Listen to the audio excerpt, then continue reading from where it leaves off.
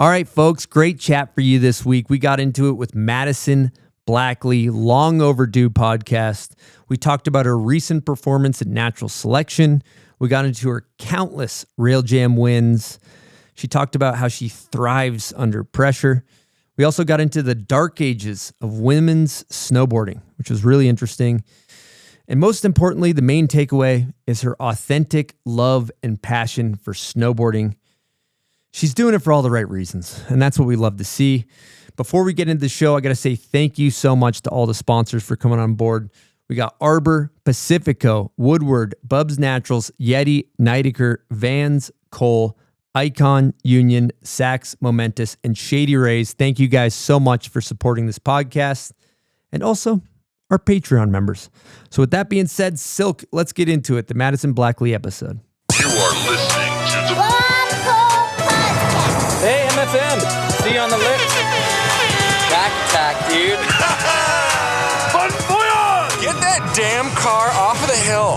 Slide down them big hills. You know what I mean? On the big, nice burgundy snowboard. Okay, welcome to the Bomb Hole, which is presented by Arbor Snowboards. Co-hosting to my right today, we got Pops. What's happening, Pops? Same. How you been? Doing good. Happy to be chatting with you. We also got Taylor Elliott co-hosting today. Tay, how you doing? I'm great. So happy to be here with Madison, one of my dearest friends. And of course, we got our producer extraordinaire, Silk D. What's happening, Silk? What's happening, everybody? Happy to be here. And a quick word from our presenting sponsor, Arbor. Arbor's been making high-performance snowboards for nearly 30 years with a little thing called craftsmanship, and they do it with a conscience. These guys were on the sustainability tip long before it was cool, using real wood top sheets, eco-friendly materials, and actually giving a damn about the mountains and the planet. Backed by one of the sickest teams out there with riders like Jared Elston, MFR, Red Gerard, Brian Aguchi, Danny Cass, and many more, Arbor Snowboarding is resetting the standard, blending high performance and sustainability with precision, power, and purpose. So whether you're straight lining like a psycho or going full dummy in the park, Arbor's got the A-grade boards and bindings you need to ride your best. Now let's get into it.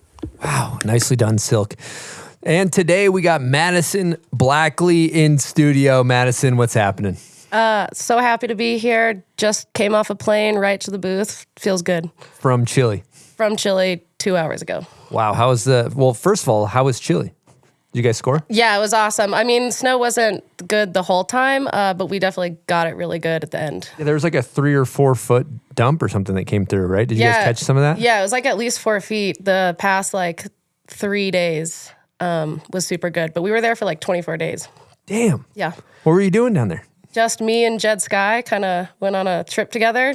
We wanted to go, and we're trying to film some stuff, and I don't know, we winged it, just the two of us. Did you guys get some clips? Yeah, we got clips. Nice. Yeah. What are you guys using it for? We're just gonna kind of make a project about the trip for the two of us, really. I mean, we did it ourselves, kind of just filmed each other. It was sick. That's cool. Jed's a weapon, too. Yeah, Jed is super fun. He was a really, really sick travel partner. We had a really good time. Cool. How was it when it snowed 4 feet? Did you guys get after it? Oh, we frosted. It was it was so good. We went down to Nevados de Chillán for that weekend, and super stormy, tree boarded. That place is so, so beautiful. Yeah. Yeah, it was quite memorable. Cool. Middle of summer, going to Chile. Yeah. Because right now we are in August. This doesn't come out till September, but it's always such a trip because you go down there, you're in coming off of 90-degree weather, and then all of a sudden you're just in the middle of winter. It's always a bizarre deal, right? Yeah, well, I mean, when we got there, it wasn't really super wintry. Kind of had to wait a couple weeks, but just snowboarding in August is such a treat. Cool. Love it. Well, I want to jump right in and talk about your performance at Natural Selection this year. You got 4th place. I remember day 1, you put down a really high scoring run. Obviously, one of the biggest stages in snowboarding. How was that experience for you?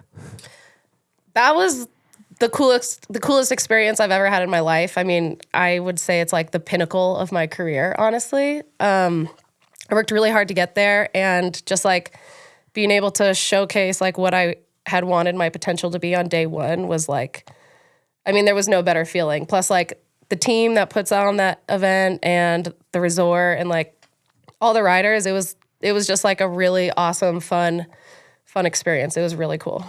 Cool. I'd love to talk about, you know, showing up to like a backcountry event. They give you course previews, photos of the terrain.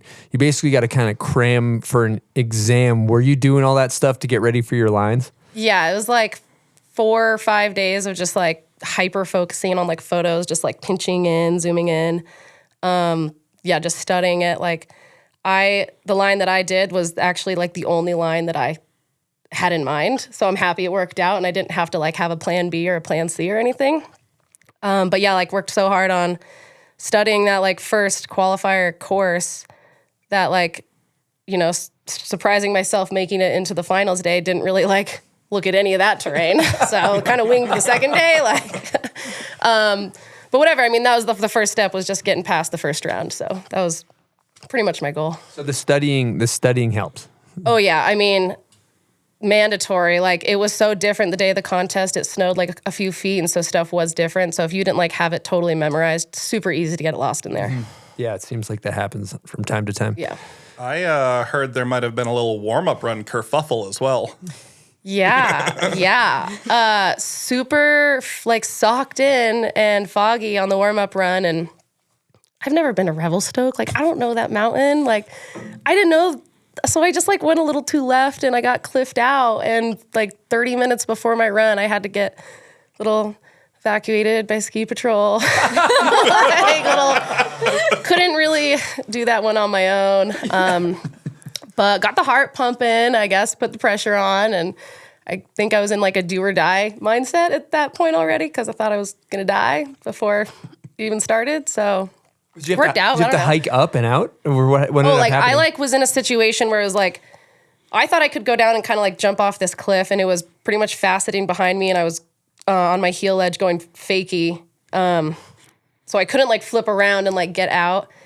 And it was just like dissolving behind me and back against the wall, unrideable underneath me. So ski patrol had to come down and like put some like pull anchors in and like evacuate me out. Like, I only had to go up like, it was like 10 feet I had to get out, but I couldn't like, I just like wasn't really in the mindset to be able to like handle it at that point, you know? Like all my focus was on the contest.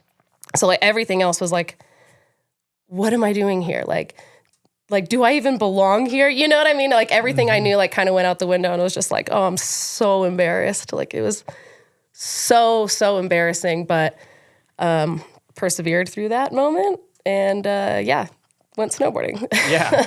Showed up when it counts. Yeah. I'm curious too when we get into like thinking about you at rail jams. I feel like you have this like you like lock in, you know, where you go into rail jam mode or contest mode and you kind of turn into an assassin. Could you walk us through kind of what you do to get ready or what do you do for your mind to kind of lock in for a contest? Yeah, I love being under pressure. Like whether it's like a contest or like a camera, like I thrive under pressure.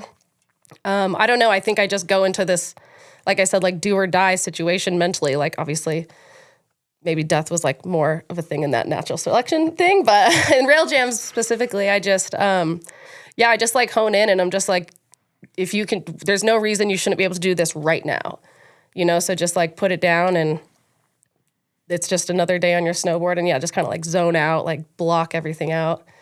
I don't know. I just like lock in, I guess, like kind of flow state. Like I can just like put myself there if there's pressure. If there's no pressure, not going to happen. Yeah. Sounds like you don't overthink it. Is that? No, yeah. I kind of just like, shut my brain off and let my body like take over, just go on muscle memory. Yep. 100%. I've even seen like you filming in the park. You can be out there like getting the legs warm, like kind of be all over the damn place. Oh yeah. And then the second the red light's on, shit's like locked and loaded and there's not wobbles or weirdness. Yeah, if there's like, I'm not like trying tricks if I'm not like, if it doesn't matter, you know? If someone's like, you have to 270 this, I'll be like, I'll only do it if you film it. And then I'll do it, and then I'll do it first try, and that way I like don't have to do it again, you know? Like, because some stuff's like, I don't want to have to do that over and over, you know what I mean? Like, that's where like risk gets involved, and I'm like, do it when it matters, you know? Veteran move. Know when to hold them, know when to fold them. Yeah, Kenny Rogers, I believe. The Gambler. The Gambler Man. Great song. Wise words. Okay, you land the run, natural selection. Let's just take day one, right? All the pressure of the world on your shoulders. How did it feel to put down a heater? I mean, I didn't know if it was a heater because I was the first person to drop, so I didn't like know what to compare it with. Like, there's so many of those women are like, they're so good in the backcountry. Like, they've been on the tour. Like, they know that run. They know that terrain. They have like more of that type of experience than I guess I would say I have. So I didn't know if it was going to be here or not. I was just stoked to land like what I wanted to land, right? Like I said, that was the only run I had planned out. And I was like, yes, fuck yeah, I did it. And then turned out nobody else landed. So I guess it was a heater. But yeah, it was the best feeling of my life. Like, it was the best feeling of my life. Yeah, I'd imagine a huge sense of relief to, I talked to Tyler. He said you were kind of training all season long. Like, you knew you were going to do the natural selection. So you had that mentality going into almost every day snowboarding. Is that true? Yeah, I kind of was snowboarding like this season, only doing stuff that I thought I would do in Natty Select. Like, people are like, oh, like, you should do like a 540. And I was like, well, I'm probably not going to do that in the contest, so I don't really want to do it now. It's just like stock tricks only. Like, I'm kind of like a math-brained person, so I was like, I want my stats to be high. Like, I want to be like 100% chance of landing all of this. Like, I don't want to even try stuff if it's like 50% chance. Well, I even remember talking to you before the duel, talking about repping switchback ones, because you're like, yo, if I can do a switchback one off of something, yeah, it's going to be huge. And then fast forward to the duel, like, that's really what put you, at least in my eyes, put you over Steffi right off the bat. Yeah, is getting that one in there and having two tricks linked like that. I mean, that in duels for that jump, not a sick jump. Not a sick jump. You guys got kind of shafted on that zone. Hosed. You guys got shafted. Yeah, it's like we show up there and they're like, yeah, it's like a 60-foot road gap with like a harsh right angle into it. I'm like, cool. Seems like it benefits one rider over the other, goofy versus regular, So I think if I tried a frontside spin on that, I don't think I would have cleared it at all. Like, no chance. It was the switchback one, only option. From what I remember, it was like, it was basically just like a powder field with a little popper on top and then a jump, and it was like a really short run. Yeah, it was just like, everything slid before we got there. It hadn't snowed in like 3 weeks. So yeah, we were like the cat track ridge going down, and then it banked this way. They like built a berm this way, and it was like pretty icy, and it was like not poppy at all, like this little, like a pea shooter jump, and then over just a hard pack cat track. Then to the landing. Snow was not bad in the landing, and then we built our own kickers below. Okay, that's what it was, a little double line. Yeah, so we each built our own jump, and like we could hit each other's jumps. So that was more of like and we kept that run in all POW too. So a little bit of a natural aspect, I guess, but kind of more of a slope style run. Yeah. There was something natural about that run. Yeah, a little bit. Yeah. Amazing. Well, you got slope style roots. I think it could be good to go back to the early days. One of the few snowboarders that's actually from Park City. A lot of people move here to Park City, but you were born and raised. Yep. How'd you find snowboarding? My dad snowboarded in the early 80s. Respect. Yep. So, he grew up in California, moved to Utah, and snowboarded. So he got us into skiing when we were like 2 years old at Park City. And then I started snowboarding when I was 8 years old, because that's when Park City started to allow snowboarders. So that was like the first year that I was able to go. So just kind of got into it there, and Park City just had a really good ski and snowboard program for the schools, like getting cheap season passes and getting the kids up in elementary school on the mountain.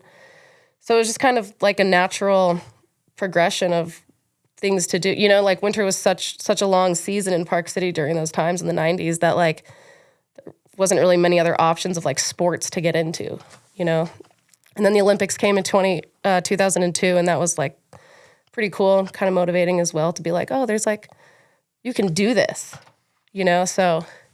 Well, didn't you guys get like 2 weeks to a month off of school when the Olympics came? Yeah, I think I've heard you talk about being like, yeah, we kind of watched events, but like we just went snowboarding because we didn't have school. Yeah. I think we got like 5 weeks off school because they used all the schools for training or housing or I don't know, something for the Olympic Games. But yeah, so I got a lot of time off, went to a bunch of the events, and the mountains were like dead because everyone was spectating, you know?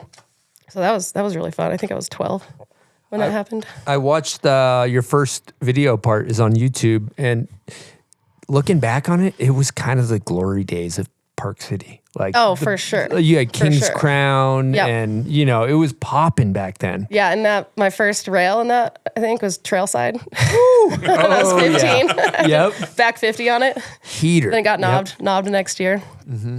Yeah, what was it like growing up? Because I remember, I don't know, probably around like 2005 when I came and visited, you'd see Mark Frank Montoya and Scotty Arnold and all the, you know, these giant juggernauts flying off all the jumps in King's Crown. I remember just thinking it was kind of the Mecca.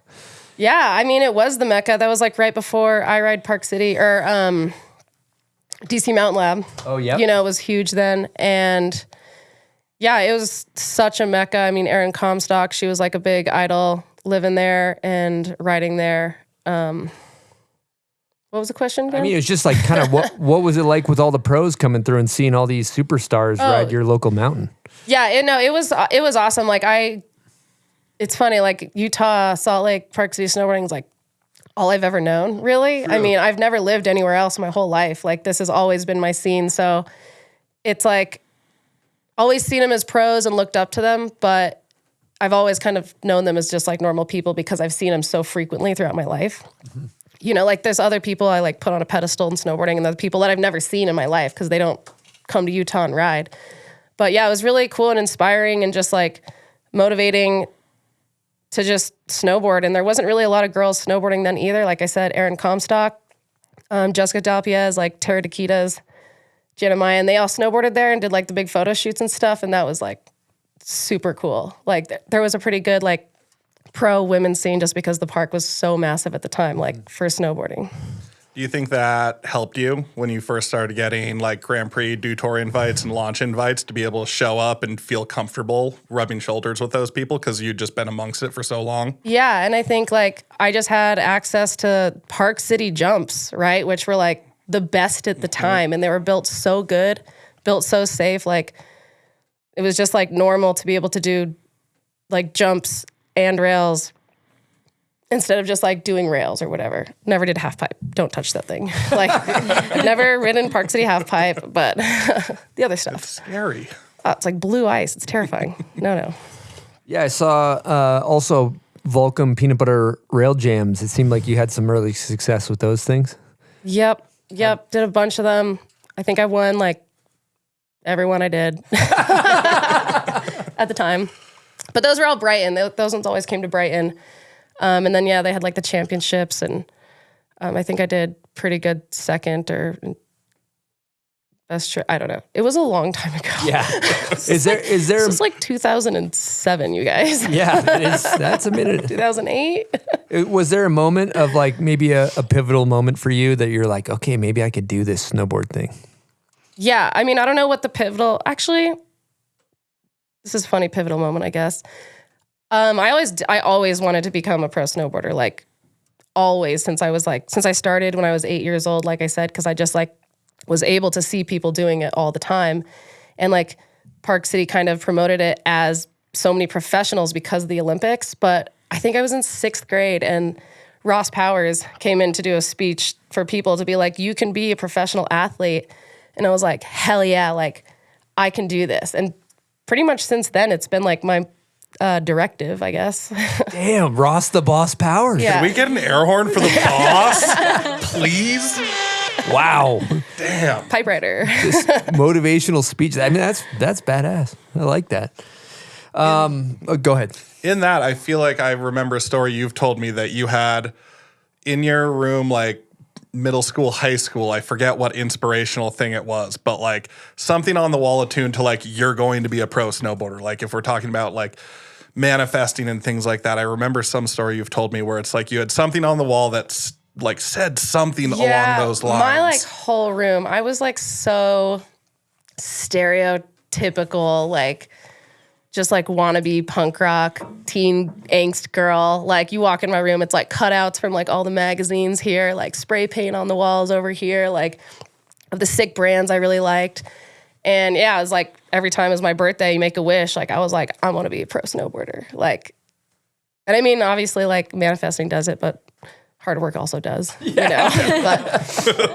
But yeah, it's been like my life goal, I guess. And professional's like a loose statement, you know, but feeling like, I like to say like proficient, like I actually saw a quote that I'm gonna reference that says it said it was from an interview, and it said Madison refers to herself as an expert. The term pro is for somebody who can pay their rent snowboarding, in quotes. Yeah. You want to elaborate on that? Yeah, there's like a lot of people, and I say this like in a lot of relation to women snowboarding, because over the years I know a lot of women have been just fucked by snowboarding. Where they've deserved so much more money-wise or financially than they've ever gotten, but they're like so good. So I kind of like try to like switch it, like it's proficient, right? Like, and you could be a pro, you're good enough to be a pro, you're better than some of the pros. Like you might not get paid like a pro, but that doesn't mean you're not like have that pro mindset. I'm trying to think of like a good example of somebody. I mean, we all know people like this, right? Like maybe they're a team manager now, right? But they're better than some of their riders. Oh yeah. Right? Utilizing. Yeah, totally.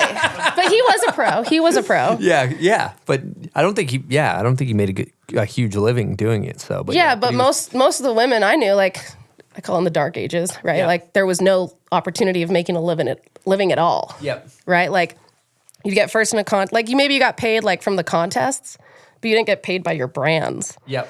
You know? Who is the friend of yours from like right after I met you early Park City days you rode with a lot who like had front blunt 2 and front blunt 4 like absurdly on lock? Maybe you went to one launch. Oh, Paige. Yeah, Paige. Yeah, she did the back tail 270s all the time. Insane example of that, like bonkers snowboarder. Couldn't get sponsored at all. Couldn't get sponsored. Like I maybe had one clip in a peep show here or there and got to go to one launch, but like watching her ride in person when I first moved to Utah, I was like, how is this chick not getting paid through the ceiling? Yeah. I mean, right now, a good example would be Corinne. Yeah. Oh, yeah. Corinne is a good snowboarder, but she's not pro, you know, but she's very proficient. I want to lean into this term, the dark ages. Like, just like describe that a little bit more. And do you think it's changed at all? Where are we at? Yeah, dark ages does not exist right now. Thank God. But the dark ages was like 15 years ago, I guess. I mean, like, Too Hard was during the dark ages, right? Like, all those movies pretty much ahead of the time. Parts, if any of those parts came out now, girls would be, like, on Rockstar. They'd be on Monster. They'd be on Red Bull, right? They'd be getting paid. Like, during those times, like, it just didn't matter. Like, I don't know what got girls paid, because I didn't know many that got paid at the time. But maybe just, like, being homies with the team manager on a tighter level, I guess, maybe. But a lot of those times they'd be like, oh, but cutting budgets, girls go first. You know, didn't matter if you got nominated for Rookie of the Year, you're dropped next season for no reason besides budget, right? But this year, it's like, not this year, but more recently in the past 5-10 years, it's just like more respected. Girls have been speaking up more about it, which is super helpful. A lot of times back in the dark ages, you'd be like, oh, the squeaky wheel gets the grease. And then they'd be like, no, just stop fucking complaining. You know, like, we're giving you product. Is that not good enough? And if you like complain more, you just get dropped. You know, so that was a rough time. A lot of people didn't make it through the dark ages. They quit or, you know, to find other ways to pay their bills and stuff. But I think it's kind of like a reason why now there's so many women who are like on the older side of professional snowboarding, persevered through that, still here, finally getting respected.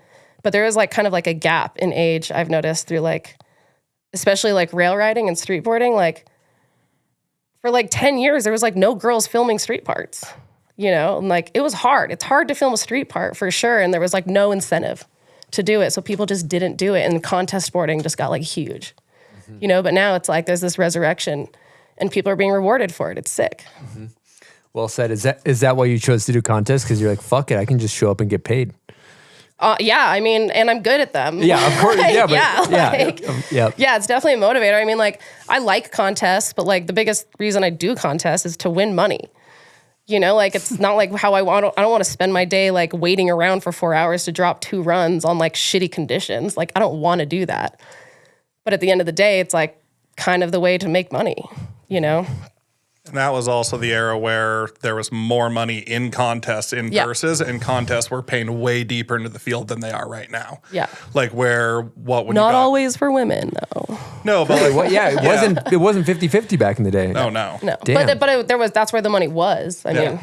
But like when you went to Killington for Dew Tour and got what, 5th? Yeah. Whatever you got from 5th covered your trip and a little cheddar on top, right? For sure. If I remember correctly. Yeah, I think that year I got 5th as the overall, and that was like an $8,000 bonus or something. Woo. Yeah. That ain't bad. Yeah. Like, I think it's gone down since nobody's then, getting right? $8,000 Yeah, that's like right now. yeah, that's like it's like winning X Games. That's like yeah. True. Amazing. Before we move on, just go back to the Dark Ages. Tay, do you have anything to add to that subject? Tay was there with me the whole time. you were living it as well. Tay was a baby in the Dark Ages. I was a little baby. I showed up like bright-eyed, bushy-tailed, and I remember when I met Maria Thompson, and she was like, I get $2,000 a year from GNU, and I was like, no fucking way. Like, you made it. Like, you made it. Totally. Like, that was money. Like, I was like, holy shit. Like, that was money. And so, I mean, you know, we all just like leaned on each other, I think. And that was kind of the beauty of it. Like, you're just like, oh, okay, well, I have enough money to chip in here. What do you got? You got $200, Kay. Like, we can make this trip happen. And, well, you just like work all summer and just to go broke all winter. Worth it. Exactly. For sure. But yeah, I just teed up some 2-hards getting ready for this show, and I was like, God damn, these are good. Like, and they're like better than I remember. The soundtrack, the editing, the tricks, like the editing. I was like, these are the filming, the soundtrack. Danielle, she has a special touch with that stuff. 100%. Yeah.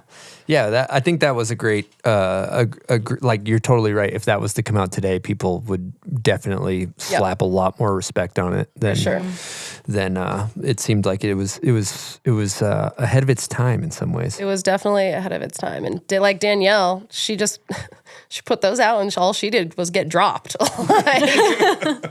Like Taylor, you got dropped after these parts because they're like, like women shouldn't be doing that. Like. Was it too edgy? It wasn't cute. Well, it's funny too because like the whole misconception this be isn't like selling pink pants. For too hard, they're like, oh, these girls think they're like too hard, but really the whole concept is supposed to be like, this is too hard. Snowboarding's too hard. Like, this is still hard. Yeah, it's tray hard. We want to take a second to shout out Pacifico, the official beer of the podcast. If there's ever been a beer for the ones that get out there and chase it, it's Pacifico. It's a beer that embodies going off the expected path and doing something out of the ordinary. It's for the real adventurers, which is what we're all about here at the Bomb Hole. With Pacifico, it's all about trying to find your own way, whether that's landing a new trick or trying to find the perfect line. That's the Pacifico spirit. No matter what you're doing, whatever the challenge is, embrace it, enjoy it, and then crack open a Pacifico afterwards to celebrate. Pacifico, find your own way. 21 plus, discover responsibly. Pacifico Clara beer, imported by Crown Imports, Chicago, Illinois. All right, people, we're going to talk about Union Bindings. I'm a huge fan of their products and this company. They just celebrated a huge milestone, 20 years in business. And one thing that I love is seeing rider-owned companies succeed. These guys care about snowboarding. They care about the environment. They just became a certified B Corp, which means they're environmentally conscious, thinking about the future. They've also invested so much time and effort into product development. I personally think they make the best bindings, smoothest ratchets. I'm biased. Don't take my word for it. Should take the rest of the team. They got Travis Rice on these bad Larrys. They got Austin Viz, Jess Kimura, Kazu, Arthur Longo, Mia Brooks, Joey Fava. All kinds of hitters have proven that these bindings kick ass. So if you're, they're also, I think they're making boots too, which is also pretty major. So if you're interested in checking out Union Bindings, go to unionbindingcompany.com. Check out their whole line. You won't be disappointed. Well, we got a guest question here. This is from Tom, a.k.a. Hot Snake. And I'm just going to preface it with, God, he's articulate. It's one of the best questions we've ever gotten. Thank you, Tom. Here we go. Hey Madison, it's your old pal Tom, aka Hot Snake. Hope you had a great time in Maine this summer. I've got a question for you. What does it really take to be a pro snowboarder today? From the outside, it looks like you seized every opportunity, even with non-endemic brands like beer or laser hair removal, and done it authentically. At the same time, you've worked year-round as a waitress just to keep snowboarding alive and treated that grind as part of the process. So how do you balance chasing your snowboard dreams with the reality of side hustles, and what advice would you give to people who feel stuck? Love you, and I'm hyped to hear your pod. Wow. Thanks, Tom. That was deep. That's a good question. It's a great question. I think that like what you have to do these days to be a pro snowboarder is, I mean, just like have your goals, right? Be determined, like have it be your passion. Like if you're doing it just for money, you're probably not going to make it very far, right? But if you're doing it because you love it, you love the community, it's what you want to do, it's something you want to be a part of your whole life, like you'll figure out a way to do it, whether it's like working in restaurants, like whether it's like doing influencer stuff. Like at the end of the day, where snowboarding's going with the internet and all these other just different types to make money, I've been saying recently, which has helped me, I think other people should say this more, is you're not selling out, you're just cashing in. Mm-hmm. Like if at the end of the day you want to do this for a career, you know what I mean? Like don't be shameful of how you're going to get there. Like if you can do it authentically, you know, and I'm not embarrassed about working in a restaurant. I still work in the same restaurant I've worked at forever. And there's no shame about it because I like it and it's money and I don't have to, you know, please anybody besides somebody I'm never going to see again, you know, to make money. And then, yeah, doing Instagram stuff or whatever, like don't say yes to everything. But if it's something that you believe in and you can support, there's nothing wrong with getting paid to share that with other people. Mm-hmm. But yeah, I think the passion, if you can like do it for the right reasons, like it'll take you where you want to go. 100%. And I just got to commend you. I feel like there's like so much respect on just when I watch your path, you're just not taking no for an answer. Like, yeah, you get a, you know, dealt a shit hand in some situation. You're like, fuck it. I'm going to keep going. I'm going to find a way to do this. I'm going to keep grinding. Yep. And I just want to like commend you for that because you've been in the game for a hot minute. 100 years. I know. It's been so long. I mean, like, but I don't know. I just feel like at the end of the day, if I were to get dropped from all my sponsors, I'd just go snowboarding the next day. You know what I mean? I'm doing it because I love snowboarding. Like I said, like it's something I've always wanted to do. It's the life I've always wanted to live. And if somebody's going to tell me like, you can't do that, I'm going to be like, go fuck yourself. Watch me. Yep. You know, like we'll see what happens, right? And then who's going to feel dumb at the end of the day? Well, it's not going to be me. Yeah, that's incredible. And then lastly, you kind of maybe already answered it, but Tom said, do you have any advice for younger kids? I think you kind of touched on that. Oh, yeah. My advice for younger kids and people is just like, don't get stuck up on like the year after year after year, like the immediate satisfaction. I know that's like what we all want is like immediate satisfaction, but like there's so much time. Like I'm in my mid 30s. Like there's plenty of time. Like if you want it, like you'll figure it out. And like I said, if you want to do it for the rest of your life, you'll figure it out. There's no reason to be like, oh, I blew my knee out at 21, I'm done. You know, like plenty of people blow their knees out. Plenty of people blow their knees out multiple times, you know, like work through that and you can come back and do the thing that you love. Like there's no reason to like get discouraged because of one bad season or one bad injury if it's something that you're like really passionate about. God, wise. She's wise, Silk.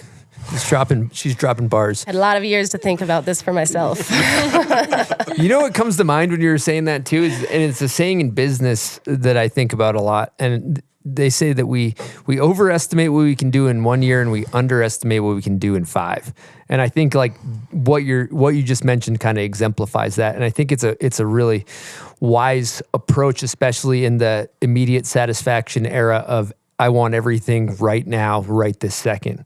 Yep. But, you know, you're a prime example too. Like natural selection this year, you've been grinding for years. All of a sudden, you get this huge opportunity, but that came from 20 years of work before that, you know? Yeah. I mean, I've been filming POW in my parts for 15 years, you know, when people are like getting into the backcountry and I'm like, have you watched anything I've ever done? Like, but yeah, it's, you know, I mean, I still do that still I'll look back on a year and I'll be like, oh man, that like wasn't, my best work, or I'm disappointed. And then I like look back at that year, the following year, and I'm like, damn, that was a good season. It's like hindsight is always 20/20, and if the farther back it is, the better it looks. Yeah, and on that longevity side, I mean, I may have messed up the turkey math here, but I think, correct me if I'm wrong, Natty Select was almost 20 years since your Grand Prix podium. Ooh, good math. God. No, my Grand Prix podium, I was 18. Okay, so close. So like 17 years. But yeah, straight up. Yeah, that's 18, I don't know. Yep. Why are we adding numbers? Yeah. I'm a snowboarder. I only do math in increments of 90 degrees. Yeah. That was fun. And I was looking at some of the contest results too. In 3 years back to back to back, hot dogs and handrail champion. Yep. Kind of on a hot one That there. was a sick contest. I wish they still had that. It was like, that was so fun. Terrifying. Yeah. Like, terrifying setups. And you're like, cool, I haven't snowboarded in 3 months. I have to hit this death gap with rocks on all sides. Like, cool. But yeah, I don't know. I guess I just like hone in. I feel like that's where you shined, because there was like the high consequence, like almost like jumpy stuff. Like there's like a jumpy rail jam, gap to rails, where you could, if you're a lot of girls are scared. Low speed jibbers don't do well in that. No. Myself included in that conversation. But. Yeah. If you can just do one thing to stand out in that contest, it'll take you pretty far. Did you make pretty good money in those 3 years? Dog shit money. Really? This is dark money. ages. Dark ages. Yeah, $2,000 for first when men's was like 10,000. Damn. So I made winning it 3 years in a row less than one man made once. Damn. Yep. Someone was fucking up over there. Didn't get any sponsors from that. Didn't get any like bonuses from that. I think I maybe still got dropped. Can I chip in on a question? Yeah. Yes. So was it the last one? Do you have a story to share about that morning and what happened that morning, and then you went on to win? It wasn't the last one, but it was one of the ones. Yeah, I'm kind of like notorious for like getting excited and going out and partying and then being violently hungover when it matters. And I was puking like all morning, like at the top. I'm just like chugging a Pedialyte, just like, oh God, like, can I get through this? And then just like, well, if I feel like shit, nothing else matters, right? Like, might as well send it. If I die, I already feel like death. So it's worked out. Yeah. Nirvana was there. We were just taking tequila shots all night. Yeah. So what I'm hearing is, if you want to win a major contest, get blacked out the night before. I mean, not blacked out, but like just like violently hungover, you know? Like, I remember the night. It was super fun. Okay. So don't eat dinner and like don't drink any water. Yeah. And then sleep like shit. Yep. And then nothing matters. Floor, couch, or bed? Floor. Nice. Perfect. That was floor. Great for alignment. Mm-hmm. Yeah, good for your back. If you sleep on your back, it's good for that. Tay, I noticed you brought over a notebook, and you have all kinds of. You should see the notes she took. They're much better than my pile of shit notes. Why don't you ask one of those profound topics / questions from that thing? Sure. Let's see. You have always extended the olive branch to everyone trying to get involved in street snowboarding, filming backcountry. I'm a perfect example of that. Madison is the reason I ever hit a street spot. What has inspired you to do so with such limited resources? Great question. Thank you, Taylor. I'm so happy I could be that person for you. I guess I never had anybody help me out. I like learned everything on my own. There was like bunch of guys who snowboarded in Park City that I grew up with, and nobody knew what they were doing. I mean, it was all our first time doing everything. And I don't know, I always see how hard it is for women to like get into that kind of stuff. And all it takes is one person to tell you that you can do it, you know what I mean? Or to show you how to do it, to give you that confidence. And I just never had a person to do that for me in anything. So I want to like carry that through to people and make them believe that they can do it. Beautiful. Well, I'm so grateful, and I know at least 10 other women that you have done the same for. Thank you. We see the impact you've made and the ripple effect it's had, so thank you. I like seeing all the people who I've helped or filmed with in the past, and they're all still doing it. It's sick. They're like top dogs out here, really. Yes, give us a couple names. Taylor, obviously. Well, all the triplets, if we're being honest. I filmed a bunch with Mary Rand in the beginning. I filmed a bunch with, obviously, like Danielle. We did some stuff. Jill. Oh, yeah, Perkins. I helped her hit her first handrail. She tacoed. Well, this reminds me of helping people out. I think about BTB. Yep. Maybe you could explain what exactly that is and how you've been involved with those guys. Yeah, so Beyond the Boundaries is a women's snowboard camp and community owned by Mary Walsh and Christine Savage. And it's nationwide camps that they run, weekend camps, international tours as well. But we do coach terrain park for the mostly, but it's not really about that. Like, obviously, learning how to do stuff in the park is like really rewarding and confidence building. But I mean, finding a community that you can do that where then you're confident to do it on your own afterwards is really what these women are looking for. You know, they don't really care if they 50-50 rail. They just want to be in a mindset where they can try that on their own, you know, and we try to facilitate that and make a community where people can just be confident on the mountain, because it's still such a male-dominated sport, especially in the terrain park, especially if it's your first time. You know, you might see a bunch of girls in the park, and they're probably pretty good if you are these days. And it's hard to even ask them for help, you know? So, yeah, it just feels good to see people, especially like adults, who are interested in that. And like I said, giving back something that I feel like I never really had growing up. Someone to help me or just to tell me that I can do it, you know, even if they can't do it. I want to make them believe that they can. Mm-hmm. I think that's really important. Any memorable trips or locations you guys have gone on those trips? Yeah, Japan.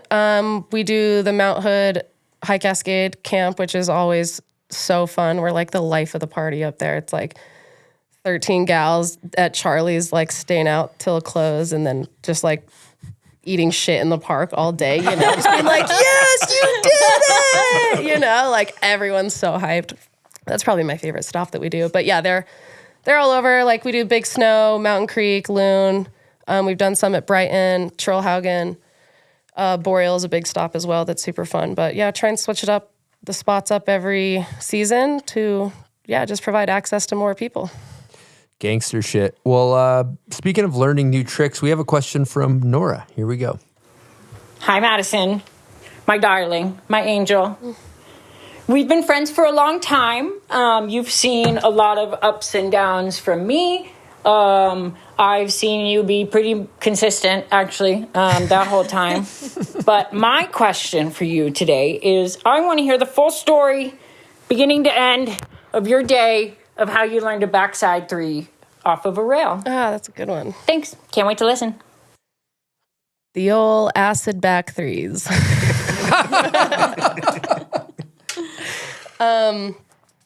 Yeah, it was like a rainy day at Brighton, and I was with, who was I with? I was with my old roommate, Max, who now lives in Belgium, and maybe Tyler wasn't there. Maybe John Bloom was there. I don't remember who the other person was, but yeah, we decided it was a rainboarding day, sweet park, and we decided to just do a bunch of acid and rip around, and it was one of the best days of my life. And I learned how to do back threes off the milli tubes, and it just like clicked.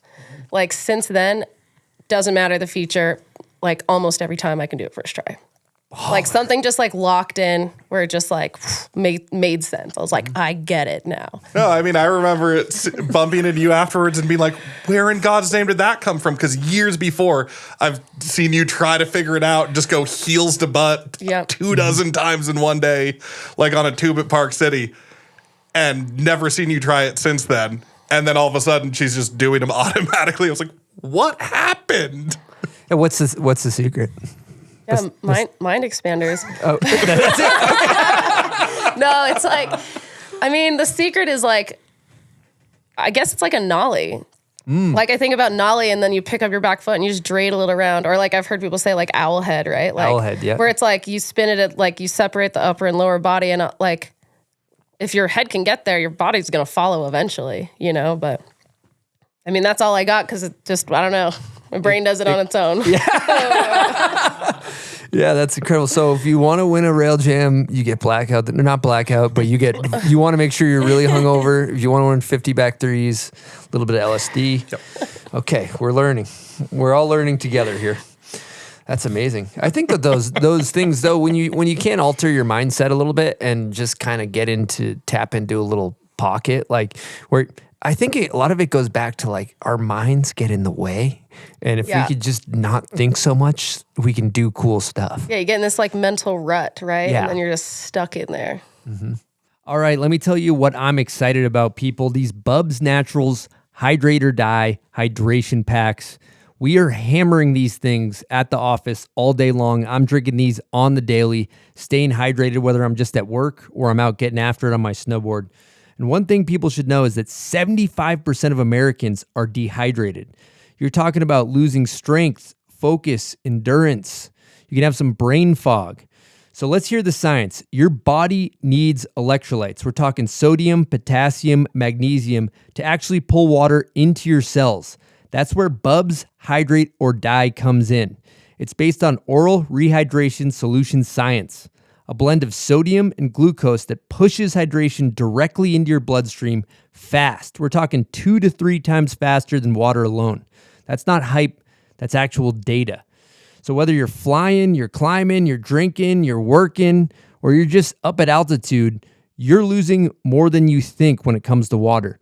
Hydrate or Die brings it back. We're talking 2,000 milligrams of electrolytes per pack, cane sugar only, no sketchy sweeteners, and it's NSF certified for sport. It's clean, tested, and made in the USA. And let me tell you something, this new formulation tastes really, really good.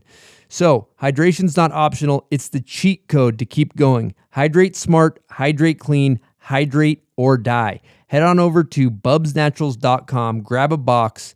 Your muscles, your brain, and your send will thank you.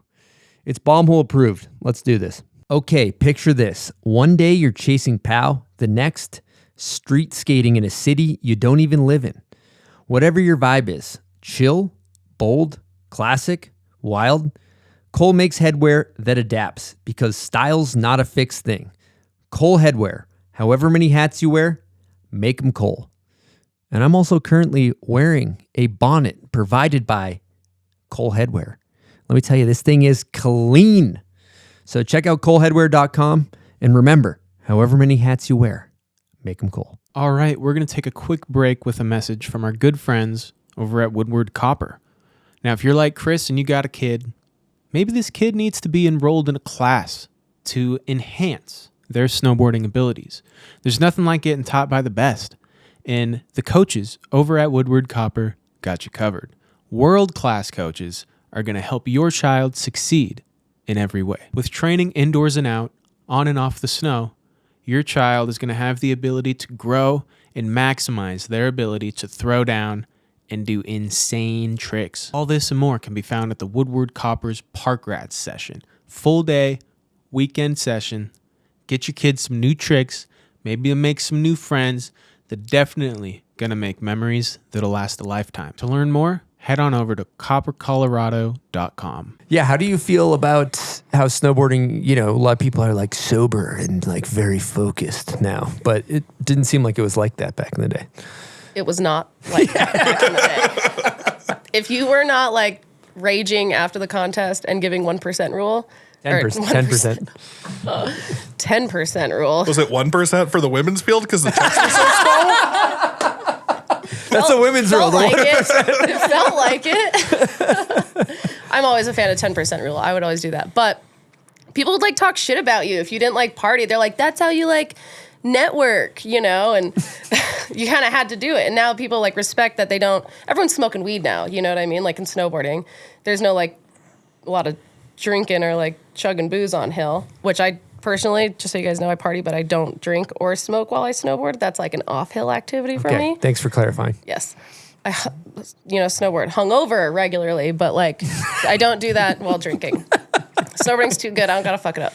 Yeah. But yeah, it's just like so different. Like a lot of the younger people, they're not like partying like they used to. Like they're just kind of like sitting around smoking spliffs and being pretty chill. But it's like the era that we all grew up in was so different. Like 90s and 2000s, it's like you're raging. We're destroying the hotel. Whether you want to or not, that's where it's ending up for sure. Yeah. Oh, yeah. Good time.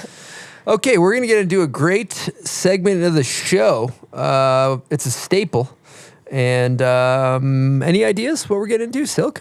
I feel like it's probably Name That Video part.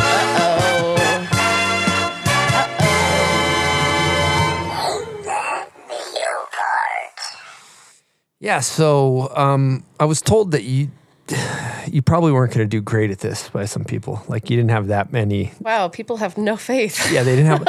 I'm going to say I talked to Tyler about this. He gave me no information. He's good at that. So. Yeah. And then I asked him, and all he did is send me dirt bike memes on Instagram. But Sounds after the call, right. He didn't. He's like, I'll get back to you on that. And I'm like, then I got some dirt bike memes. Man, can Tyler Blackburn get an air horn? Yeah, let's give him an air horn. He is looking fast on the dirt bike. When I try and talk to him about stuff, he also sends me dirt bike memes. I don't dirt bike. I don't know what to do with them. Yep, I love it. Okay, what's your confidence? 0 through 10. 3. 3. Good. Soft 3. Soft 3. Okay, here we go. Bitch, yes, bitch. Every time I go off, they like. Yes, queen. I mean, it's definitely too hard, Yas Queen. Yes, it is. Okay. But whose part it is, it's probably Nora's or Danielle's or Kaylee Hendricks. It's a very short part, and they're Japanese. Oh. That helps. Yuribo. That's correct. Yeah. Congratulations. Yep. You just won Name That Video part. You got the video right. A little bit of a meatball. The name of the video is in the soundbite I gave you. Yeah. You won this bag here, full of bomb hole gear and a water bottle and Thank some you. other goods. So I'm excited. I left my water bottle on the plane today, so perfect. Pretty excited about that. Yeah, re-upped. Sweet. What'd you do on the plane, by the way? Did you sleep? First leg was like almost 10 hours. Pretty much slept the whole time. Second leg, honestly, it's kind of all blacked out right now. I think I just like stared at my seat, like nice. kind of in a zone. I didn't really do anything. Maybe listen to a podcast. I don't know. And now you're here. And now I'm here. It's insane. You were on like you're teleported here. Yeah. Just flying it from Chile. I was on a road trip in South America yesterday. Okay, part 2, Name That Video parts for our listeners. If you know the name of the rider and the video, comment on the photo of Madison on Instagram. That's where we pick our winner. And if you win, what do you get, Silk? Why don't you tell the people so they don't get their hopes up? Yeah, don't get your hopes up. You get a sticker that says, I won Name That Video part, and all I got was this stupid sticker. That's correct. And that's it. Okay. Cool sticker. Godspeed, everyone. I think you actually have one of those stickers in your bag. So, okay, here we go.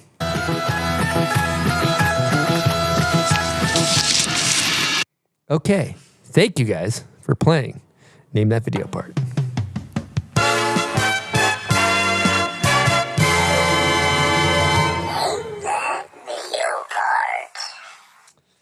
Okay, why don't we just go to, we should lean on Tay and her notebook full of insights, and why don't you tap into another one of those? Hey, are we feeling something funny story, thoughtful question?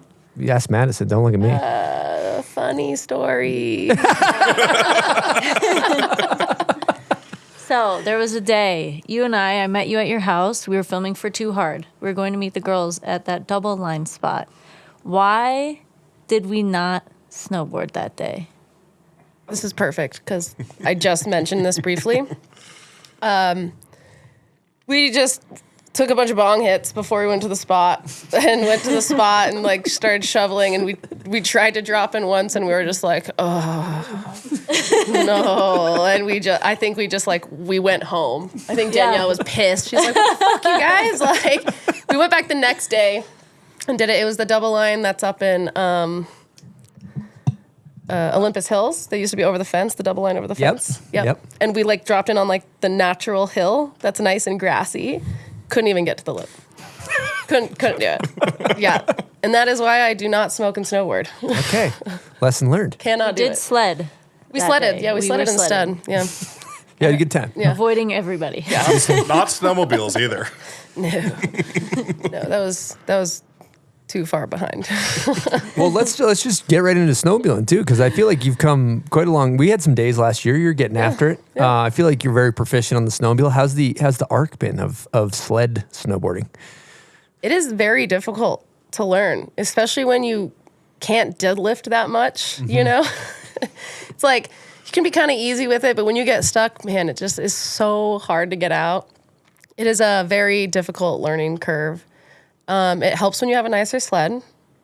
I did not have a nice sled to start. I think I had your old sled or Bodie's old sled. Probably Bodie's, because 2011.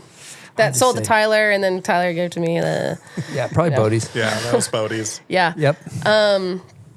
Yeah, that was really hard to learn on. Marissa Krozak actually taught me how to sled a bunch, on the women's side of things.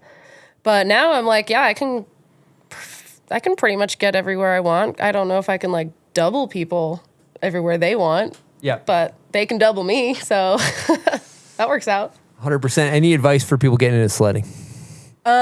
Just be like patient with yourself. Like you can't really rush that. It's just like time on the sled is what's going to get you there. It's so hard. And it's like someone who doesn't come from power sports. Like I'm like not like a strong bicycler or even like handlebar people. Like I'm not good at that. Dirt bike. Not a handlebar people. Not a handlebar person. Not a handlebar person. Another thing we learned about Madison. Not a handlebar person. No, not a handlebar person. But yeah, sledding's so much fun. It's nice. I love it. I want to talk about a day, I think it was 2 winters ago, maybe last winter, I can't remember. But we were sledding around Tony's, and I pulled up, and you were hitting, some people call it the 1080 jump, or Hampus jump, perfect jump. Is what I've heard. Perfect jump. Yeah. No, it's not 1080, it's perfect jump. Yeah. And you served up a heater of a switchback one when everybody was having a hard time making the landing. That was fucking sick. Walk us through that day. Yeah. I showed up the next day after Amanda, Parker, Melissa, and our filmer Lucas. They built it the day before. So I was just the little jump princess that showed up the next day having it all be built. Thanks, guys. But there was kind of like a base that was built by skiers before. It was like a little farther back than it should have been. So with the speed, it was super hard. I waited till the end till everyone was like done trying to hit it before I hit it. We agreed upon that. Totally happy to do it. But nobody could clear it. Parker couldn't clear it. It was just like not really a lot of pop and too far back. You had to point it. So when I went to hit it, I was like, well, I don't want to straight air it. I want to spin it. And I think the only thing that I'm not going to lose speed on is a switchback one. And when you go switch, you don't really always know your speed, right? So I'm just like, if you just pin it, it'll be good, right? So yeah, I did it. I think I hit it twice, and on the second time, I cleared it all the way to the bottom. It was probably like 80 feet or something. But yeah, you were up at the top. You doubled me up to the top that time. Yep. Yeah, it was sick. I had a front row seat to that. That was incredible. Yeah. Yeah, you got the good angle. I got the back angle. Yeah, I think I filmed iPhone back angle. Yeah. Texted you the clip. Yeah. That was cool. Yeah, that was really fun. Melissa, I'm pretty sure, because she built it and she hit it first. She straight aired it.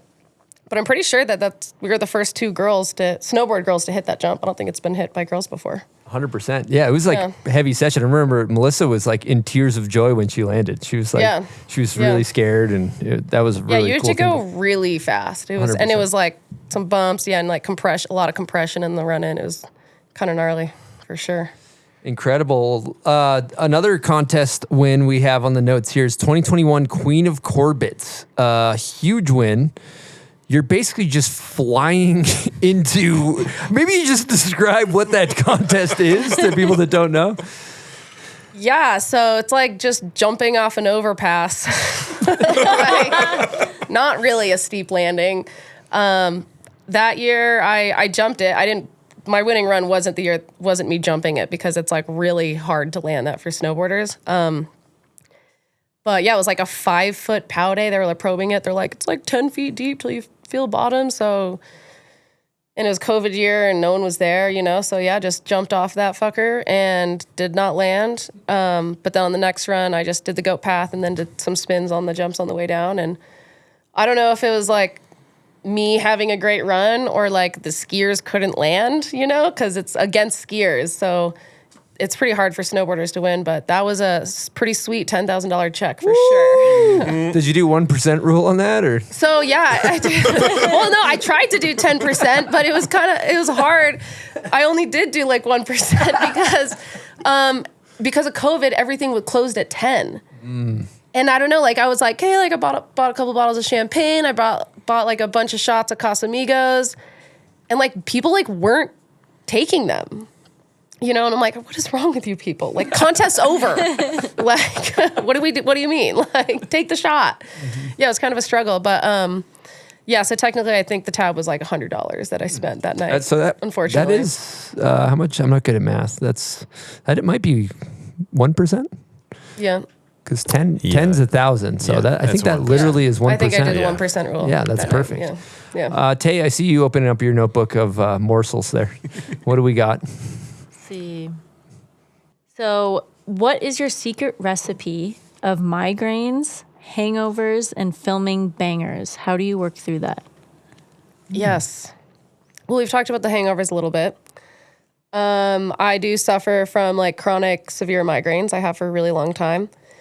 So a lot of the times in like the Too Hard movies, when you see me like puking or whatever, it's usually not from a hangover in those. It's usually from migraines. And that's like been kind of gnarly to deal with forever. I recently just got on some new meds that are kind of like magic, like resolves everything. But for a long time, it's like, yeah, I would just get gnarly migraines forever and go to a spot and like puke at a spot and just like basically like push through the pain and try and like figure it out.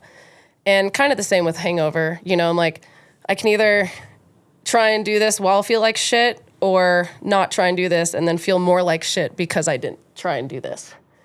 So I feel like regardless of if I'm feeling like shit and puking because I'm hungover or one of the migraines, like that's really not like pain is not going to kill you, right? Like it's not something that will necessarily like make your body function if it's that kind of pain or function differently if it's that kind of pain.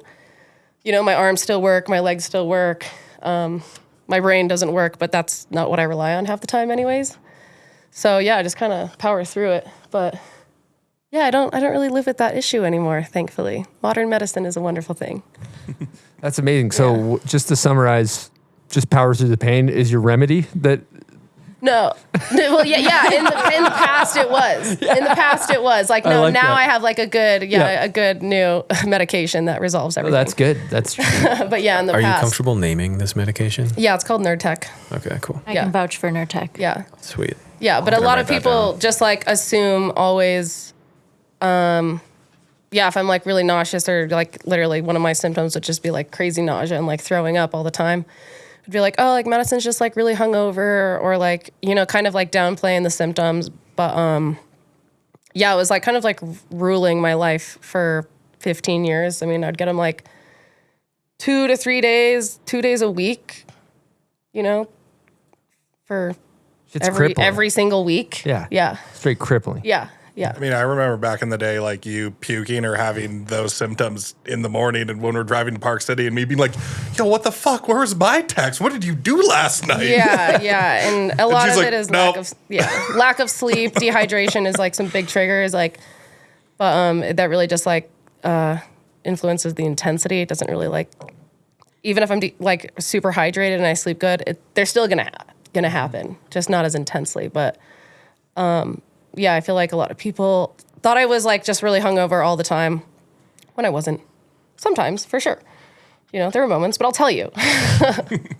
It almost is like a weapon for you, though, because I've seen you overcome it so many times and get some of your sickest clips. Yeah. Like, I mean, outside perspective, it almost seems like you're like locking into this like flow state mentality, like through like this fuck it hurts so bad, I don't give a fuck anymore, you know? Yeah, it's just like the act of snowboarding, like especially if there's like a, you know, bump of adrenaline, that kind of takes away the pain a little bit. So helps, you know. If you get a clip high. Does the clip high help the symptoms? Absolutely. Yeah. Absolutely. It's a snowboarding is a modality of healing. Yeah. I think we talked about it with Tay. Mm-hmm. You know, 100%. Ladies and gentlemen, Lizard King here. And I've got a fantastic new product for you. It's Run Through a Wall nasal strips. Eucalyptus flavored, 30 in a pack. And it will make your life 25% better. Do you sleep next to someone that's constantly snoring, ruining your life, making it so you're groggy, grumpy, and angry in the morning? Buy them some nasal strips from runthroughawall.com. It's a fabulous website We've got breathing salts. We've got nasal strips. Go to runthroughawall.com, type in Lizard King at the checkout, and you can get yourself 10% off. Good to see you. With over 30 years in snowboarding, Vans continues to deliver top-shelf snowboard boots for their diverse roster of athletes and consumers. There's literally something for everyone in their range of snow products. However, we're here to talk about the Luna Pro, a standout in the Vans line. The Luna Pro brings next-level performance and all-terrain versatility to the women's snowboard boot lineup. A team favorite, the skate-inspired silhouette, is packed with a full range of pro features. The ever-popular hybrid lacing system combines BOA tech with the reliability of traditional laces, while the cozy Smart Wool liner and Pop Cush insole combine for the perfect mix of warmth, comfort, and impact protection. So hit up your local Vans dealer to check out the Luna Pro and the rest of the 25-26 Vans snow lineup. On that, favorite street clip you've ever filmed? Good question, Pops. And favorite POW clip? Yep. That is so tough. Maybe not POW, but my front fire that I did in the Hip of Love in Little Cottonwood last year is one of my favorite clips. That was super fun. And my favorite, there's so many good ones that I really enjoyed doing, or they just like were pretty looking, or I really liked them. But the switchboard slide on the kink rail in Mill Creek. You know that one? A lot of people gap to it. It's in the middle of the stairs. Green. I don't know what school it's at. Okay, Just trying to middle of the stairs. drop it. Yep. Yeah. No, Yeah, the ledges on each side. Yep, Yeah. exactly. Yeah. Sick. Yeah. Heater. That was one of my favorites. I noticed last year you spent a lot of time filming with Bodie. I've spent a lot of time filming with Bodie. There's like you get a little osmosis from his, you know what I mean? Like he's getting after it and kind of just. There's an aura. Everybody gets a little, and he's just naturally hitting the gnarliest shit ever. So like if you do something like that's even like mediocre, you're like, it's probably higher level than what I would normally do, you know, just because you're hitting something gnar. How has the experience been going out with Bodie, and have you been getting any of the osmosis? Yeah, it's sick because he's really like supportive as well. You know, like he'll point out like, oh, I hit this way. Like you can do that. You should do that. And he's very like motivating, and empowering about it, and very also casual. You know what I mean? It's never like a big deal. Yep. You know, because his snowboarding to him is also never really a big deal. Like, even though it's some of the craziest shit I've literally ever seen with my own two eyes. But it's been super fun. He's just really easygoing and, yeah, like I said, casual to snowboard with. And he makes it look so easy for himself that it makes me feel like it should be that easy as well. Yeah. What about with any of the lines stuff too? Like riding bigger lines? Have you been around him doing any of that, or is it mainly pat down? It's like a little bit of lines, but mostly, like features. Yep. Lines are like not really my strength. I feel like you've gotten a lot better at riding lines. I was watching the part that you came out last year. Why am I spacing? Hinterland. I was watching Hinterland, and you're like, I feel like you've elevated your line riding like insane. Yeah, that was. I mean, I kind of filmed Hinterland to like get into natural selection. Oh, okay. It's not like I don't like, to be honest, I don't really care about riding lines. Yep. That doesn't really do it for me. Like, I'm more of like a clip high person, or like I like to do tricks. Like that's what scares me. That's what I want to do. But I know like if I wanted to be like accepted into this other type of snowboarding and like taken seriously, I like need to do that. So that's why I tried to like incorporate some of that stuff in there. Oh, cool. Be like, I can do it, but like I don't love it. Like, I like it. I'd rather there be like options for tricks in the middle, you know? 100%. Yeah. Do you think just riding Wyoming has helped with that? Like something I noticed in the last 2 years of the stuff where you're riding lines, it's so much faster. Yeah, it's pretty steep up there. Yeah. It's pretty steep, but it's also nice because it's like fresh, right? And to do that here in the Wasatch, it's pretty hard to get fresh stuff. You know, it's like, I'm not doing Dawn Patrol. That's not what I want to do. So, and the snow is just really good. So it is pretty easy, but like the whole like trying to scope your line on the way down, it's hard. You know, they're like, oh, do your slash here. And then you're like, missed it. Damn. Like, line's ruined. Yeah. It's so relatable. Yeah. It's insane. It's hard. What about when it comes to locking in? You know, you spent some time with Beresford out there as well, and he has a guest question in terms of locking in on features. Here we go. Hey guys, hope you're having a good show. This is for a question for Madison. Madison, I'm curious, when I've been out with you in the backcountry, I've noticed you have a way of like not overthinking. You get up there, you say dropping in 10, and you just drop. And you always like do what you planned. Like you might not land, but you always at least do a switchback 1 or cab 5. Like you are a very committed person, and I mean, it seems like under pressure, you've always been able to shine. So if you could tell us kind of your process and how you go about that, that would be cool. Enjoy. I love that people just know me for doing well under pressure. That's great. Thank you so much, Chris. Yeah, that's awesome. I feel like a lot of times I kind of do this thing when I'm filming that some people don't like that I do it, and a lot of people don't do it at all, is I tell people. Like, I'm just like, I'm going to do this. And they're like, I don't fucking care. And I'm like, oh, it's not, I don't need you to care. I'm just saying it. Because if I say it out loud to you, then that means I have to like follow through, right? Like, now I'm committed to it. And I don't want to like fail you. You know what I mean? That's kind of like how I say it to myself. But so if I say it out loud to somebody that I'm like, I'm going to do this, then I'm going to do it. And half the time I'm like, maybe it doesn't work, but at least I tried. And most of the time it works out, because if I have in my mind that I think I can do it, and then I said it out loud, the chances of me doing it are pretty good. You know, like if I can see myself doing it in my head, like why wouldn't I be able to do it in real life? You know, so yeah, that's kind of one of the ways that I do that. But I don't know. I call it sender's regret, is when you're like, I wish. That's a great term. Sender's regret. Let's put that in rotation. Yeah, like I wish that, like I really wish I just tried that. You know what I mean? Like what would have happened? Like why didn't I just try that? Yeah. You know? So I don't like to walk away with sender's regret.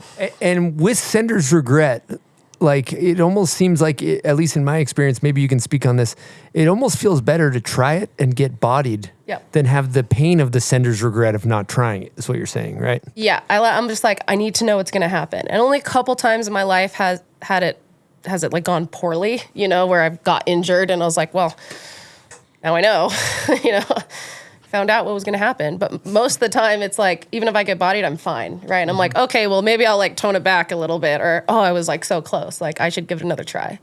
Yep. But yeah, sender's regret is something I think of a lot. That is a great term, because you can definitely also, like, those are two good morsels. The other one of claiming your trick when you're there to make you try it, another great morsel. Because, you know, we've all been to a jump when you're like, maybe I'll try this. Maybe not, but I'm not going to tell anyone, because I don't. Yeah. Then if I say it, I have to try it. Yeah, exactly. Yeah, exactly. And a lot of people don't like that, because they don't like to dealing with pressure that way, right? Like, or some people hate it when they're just like, Madison, stop telling me your tricks. And I'm like, I don't like. It's not like that. Like, you can do the same trick as me. It's not about that. I'm just saying it so I try and follow through. You know. I think neuroscience-wise, we're really finding out that verbalization of things like that is incredibly powerful, especially like in the stuff we do. Yeah, just like convincing yourself that it's almost already been done. Yeah. That's great. That's good stuff. This is a little TED Talk going on here. We're learning a lot. Sender's regret. Dealing with pressure with Madison. Dealing with pressure. You know, speaking of pressure, we have a Patreon question from Cake Pound Crew. Nice. Shout out Cake Pound Crew and all the Patreon members. But here's the question. Yo, what's up, Madison? So you have put out some dope video parts and now racked up some serious contests like NST. Which one feels like more pressure? Having to get a part done on a deadline, or the anticipation for a contest? I feel like the part is more pressure. I mean, if we're talking about contests, not necessarily Natty. Like, Natty's like its own realm of pressure on its own. But I think overall filming a part is more pressure because that's something that is lives on the internet as like a morsel of like who you are in your snowboarding, not just like one moment. Like a contest is just like any day, but this is like a part is like your season, like how you define yourself as a rider to describe yourself. And I think like having that be something that you're proud of is way more pressure at the end of the season than just like any contest. Well said. Silk, keep ripping through a couple Patreons. All right, let's hit another one. Benny Pellegrino has a question. Almost maybe Benny. Every episode, Benny. He's the on only it. person to ever do that. Madison, tell us about the early days of Too Hard Crew. We talked about it a little bit, but he does have a very specific question. Who went the hardest? I wonder what context he's asking. Yeah, Too Hard Crew was pretty crazy. It was initially like, I mean, there's been a lot of people involved in Too Hard. Pretty much anyone who wanted to have clips in it was allowed to have clips in it. It wasn't like exclusive by any means, but me, Danielle, Alexa, Corinne were kind of like the originals, I guess. I would say, I mean, Danielle and Alexa went pretty hard in different ways, like both kind of partiers, and I'd say Alexa was probably the more sendier of the gang in the heydays, for sure. But yeah, that's tough. Those are some good times. And we got one more Patreon. We got one more. This one is from Frank Wang. You've been an inspiration for so many female and male shredders. What's your point of view on the transition of more rail and or contest riders moving into the backcountry? Second question, with the growth of riders and population in Utah, where's the next go-to spot? Those are both very different questions. The first one about people transitioning into the backcountry, I don't personally love that ideal. I think that there's this mindset that, you get into your 30s, you're like going to ride backcountry now, right? Which everyone should be riding powder. It's so much fun. And if you're good at riding rails when you're younger, there's no reason should stop riding rails just because you're like aging or whatever. Like I still film street stuff. I filmed a street clip 2 weeks ago in Chile, you know, like it's because I like to do it, but I don't know. I think the whole like transitioning into backcountry is weird, and I don't think it necessarily needs to be that way. You can totally do it all. You really can, and it doesn't have to be known for one or the other. But yeah, I hate it. I'm not a fan of that. And then for a bunch of people moving to Salt Lake, I think that people should. I mean, anywhere is good. I mean, anywhere is good that you feel like you have a community. Like Salt Lake has a really great community for some people. For some people, it's a really horrible community. It's really hard to break into for a lot of people because there's a lot of saturation here. And there's also nothing wrong with like moving to somewhere like Trollhaugen where it's a little smaller, a little more tight-knit and local. And I don't think there's any right answer about like where the next spot is, because I think that having one spot be the spot is maybe kind of a problem. I think that it's a whole worldwide of snowboarding, and every place has something to offer for somebody. And it's hard for us to see we're in Salt Lake. Like we think we're in like the spot, but like everywhere else in the world doesn't necessarily think that. You know, they think their spot's the spot, or they might be like, dude, Salt Lake looks whack, you know, like, and maybe they're not wrong. Like there's parts of it that can be whack here. But for a lot of people, it's also the best spot they've ever been. So I don't know. I mean, like home is like where you make it, right? Like everyone can find community somewhere. It doesn't have to be the sickest rails or the biggest mountains to have it be like your dreamland for snowboarding. God damn, that was a well-answered question. You just fire anything at Madison, she'll come up with it. She's got you covered. She's got it covered. Yeah, she's got us covered. Thanks, guys. That's great. Another topic that I'd like to get into is I feel like you've gotten bodied over the years. Maybe you could walk us through, you know, dealing with injuries and some of your injuries and how you've kept your mind okay while dealing with those. Yeah, sometimes my mind's not okay dealing through that, but that happens to everybody. It's kind of part of it. Yeah, I've had like a lot of upper body injuries. On my left arm, I've pretty much broken all my fingers, my hand, my wrist, my humerus, my collarbone, my shoulder blade on this side of my body. And then just like a lot of weird upper body things, a lot of hands and fingers for some reason. I don't know why.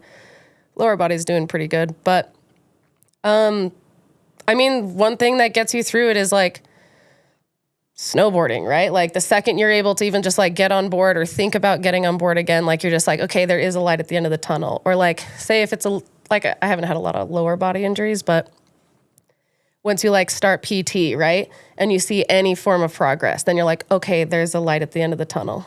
And that like keeps you going. But again, it's like about community and whether you can like stay involved and have the motivation and passion to like want to get back on board. I think like for the right reasons. Like a hard thing that I've like stressed about in the past is like trying to like please my sponsors, right? Again, this is like more so through the dark ages. Like, am I going to get dropped? You know what I mean? Is this going to be like a defining moment where they're just like, okay, like somebody else is doing better, like you're out, they're in. And that's like really hard. And I think that just like having the mindset of, I just want to like snowboard again, you know, like that is a better reason to help you get through the recovery because you know that snowboarding is like the thing that you want to do at the end of the day. And if it's not like monetarily pushed to get back on board, it's mentally a little easier of a recovery. But when you're a pro snowboarder, like that's really hard to do, right? Like if that's where your money's coming from, it's really hard to be like, okay, like how am I going to afford this?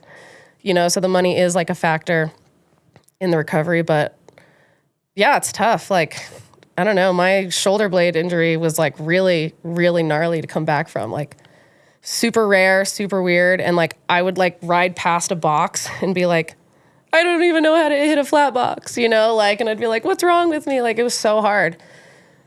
And then time goes by, right? And eventually you just like snowboard and you forget about it one day and you're like, oh yeah, I do know how to do this, right? And it's, the mental part's so much harder than the physical part for sure. But I don't know, everyone's like injuries are different. Some people are so like, they're not even bummed, right? They're like, it's fine, I'll just get through this, you know what I mean? And some people are like, my life is over, right? I've been through both of those kind of stages and injuries, but I don't know, injuries suck, but they're kind of part of the game. Mm-hmm. Bound to happen eventually if you're pushing it. Tay, you got anything to add to that? Yeah, can I piggyback with the question? Yeah. Like on top of injuries being challenging for everybody, I think like when life hands you some shit that's really scary and like really hard to deal with, like what do you lean into? You know, like what if you can't lean into snowboarding or like, you know, like life just happens and it's something really dark and scary to confront. I mean, do you have spiritual practices? Do you have things that kind of help you find the light in those darker times? Yeah, for sure. I think that, like one thing for me, it's nice to have other hobbies. Like I've had a hard time finding other hobbies because snowboarding has been like so involved in my life, like year round for a long time. And, like during the pandemic or whatever, I started gardening a bunch. It's really easy on the body. And it's nice because there's progress and it's a slow progress, but you can see like what the end result is going to be. And it's super rewarding. But yeah, having other things to do is really important. And at first, when I was like in my young 20s, having a couple injuries, it was really hard when all my friends were like skateboarding in the summertime. And I'm like, oh, I'm hurt in the summertime. Like, what am I supposed to do? You know, like, but finding other hobbies and passions is really, really important to like keep your brain occupied. Where are you at with golf? Love to golf. Love to golf. That ain't a bad summertime activity. Yeah, it's good. It's good for the lower body. I mean, if you got a kind of bum ankle, you can kind of golf. Mm-hmm. Tie it up a little bit. Similar patience tolerance to doing snowboard tricks. Yeah, it's the fine tuning. You know what I mean? Yeah. Golf's a really good pastime. I mean, a lot of people in Salt Lake do it. I love it. It's fun. Love it.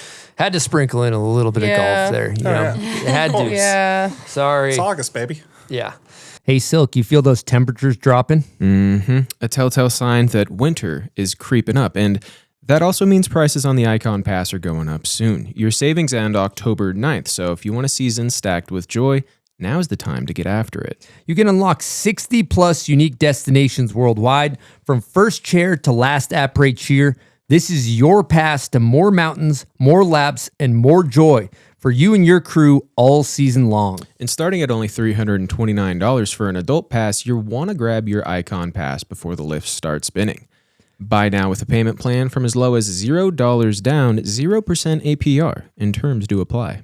Don't delay. This is the best time to take advantage of fall's best price. Buy your Icon Pass before savings end at iconpass.com. That's IKONPASS.com. Lock it in before October 9th. All right, people, I'm going to talk to you guys about Saxx underwear. And if you're a dude like me, I don't know why we never buy new underwear. I've had the same underwear for like 10 years.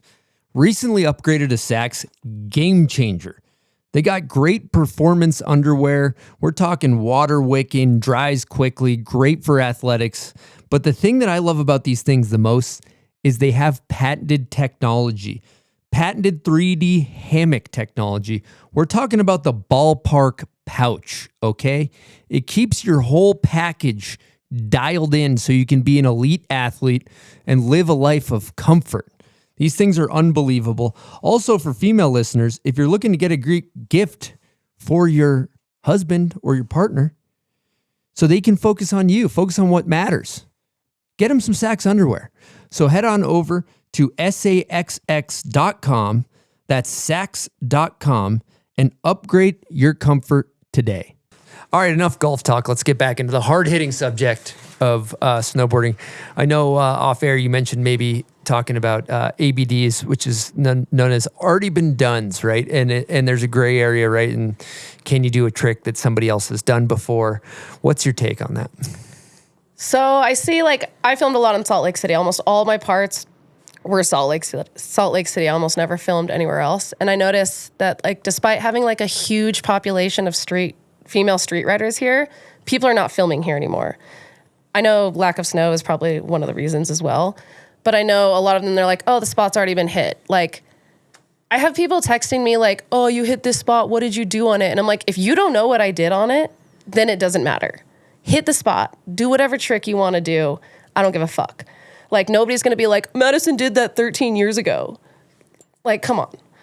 I just think that the whole rule of it's been done at some point in history makes it, not able to do at any point in the future when snowboarding is just, a growing sport.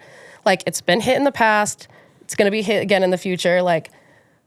I don't think it should be, punishing somebody on building their career or starting their career by them hitting a rail and doing a trick that was done 15 years ago. So floodgates open. I think floodgates are open. Floodgates are open. Okay. If it's a super iconic ender spot, absolutely. But if people are texting me, asking me what I did on this and you can't find proof on the internet, do whatever you want, add your own flair on it. Who gives a shit, or do it and paying homage to the person, right? So stoked I got to hit this spot and do the same trick that this person did. Hell yeah, stoked for you. You did that great. I think that it's not as important as some people make it out to be. Maybe myself in that. Perhaps. No, I have a different approach, but that's okay. Well, a lot of people have a different approach, and that's fine. I think the mentality, two different mentalities though. Do you want to have a flag in the ground on a spot where you're it's nice to have go somewhere where a lot of tricks have been done and be okay, there's not a lot open on this. I got to get crafty to do something new. Yeah. That's where the polarizing.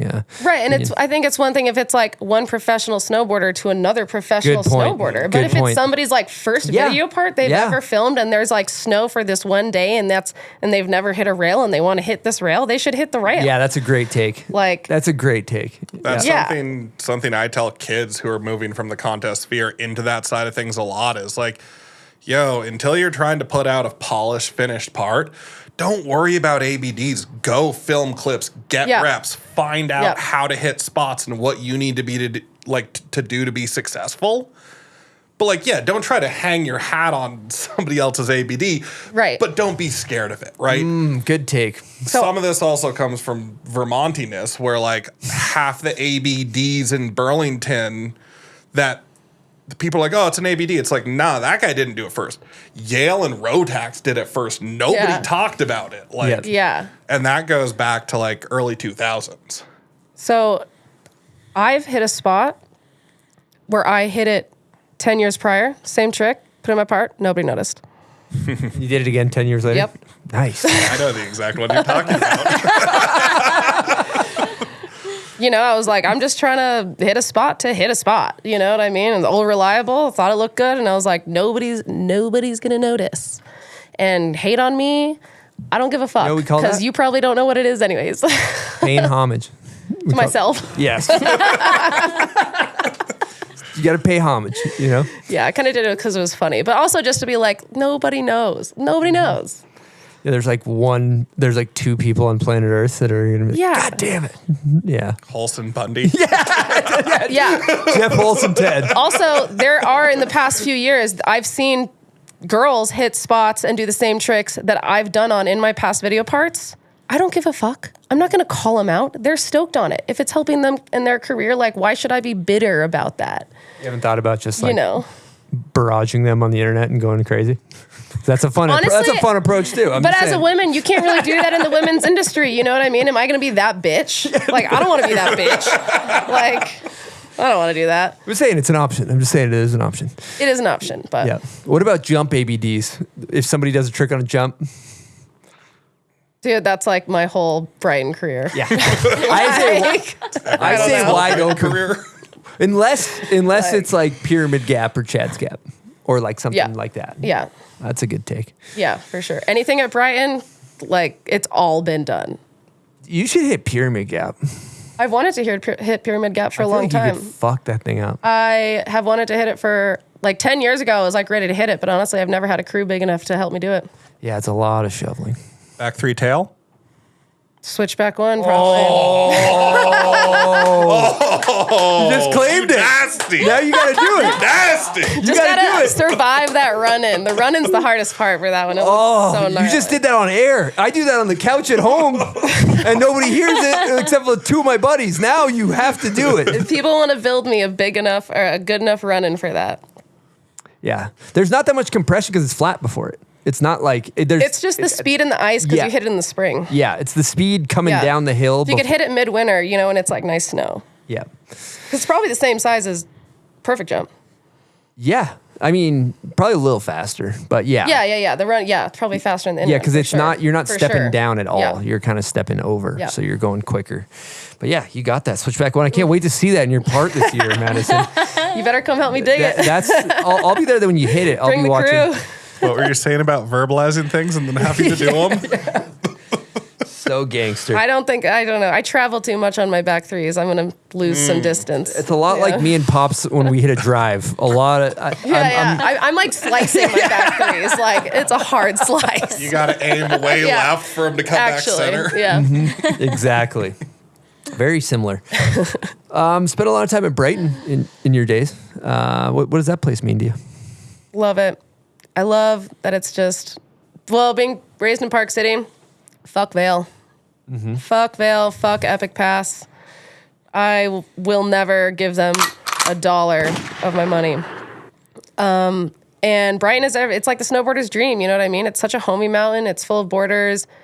It's so fun. Like, you can it's got the rails, it's got the jump, it's got the powder. It's just like, it's the vibe that everybody wants, you know? It really is. And you just can do everything. I filmed like full parts just like lapping Millie, you know? Like, there's not many other places you can do that. Like Baker, you can probably do that, but Baker doesn't have a sick park. Good point. You know?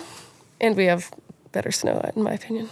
I feel like a lot of times people are like, I got to get a snowmobile. And I'm like, I get more footage when I hike around Brighton. When I go snowmobiling, I just fuck off the whole time. For sure. Yeah, snowmobiling's just like fun on weekends on high Abbey days. Yep. Yeah. Digging out the sleds all day. All day.